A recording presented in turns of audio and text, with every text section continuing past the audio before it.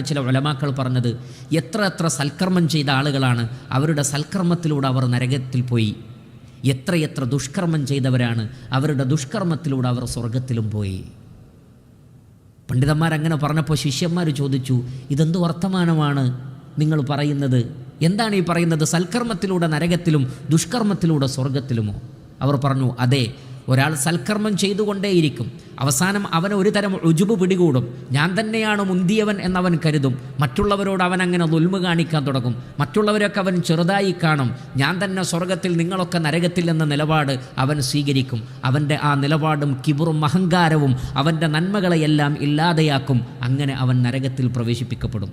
എന്നാൽ തിന്മ ചെയ്ത വ്യക്തിയോ, ആ തിന്മ അയാളുടെ മനസ്സിൽ ഒരു വലിയ പർവ്വതം തൻ്റെ തലയിലേക്ക് വീഴുന്നത് പോലെയുള്ളൊരവസ്ഥയിൽ അവൻ ആ തിന്മയെക്കുറിച്ച് എന്നും ചിന്തിക്കും, ആലോചിക്കും, ഭയപ്പെടും, അവൻ കരയും, അള്ളാഹുവിനോട് തൗബ ചെയ്യും, സാധിക്കുന്നത്ര നന്മകളൊക്കെ ചെയ്യും. കാരണം എനിക്കൊരു അബദ്ധം പറ്റിപ്പോയി, അത് പരിഹരിക്കപ്പെട്ടിട്ടില്ലെങ്കിൽ എൻ്റെ അവസ്ഥ എന്തായിരിക്കുമെന്ന പേടിയാൽ പിന്നീട് അയാൾ നന്മയിൽ മുന്നേറും.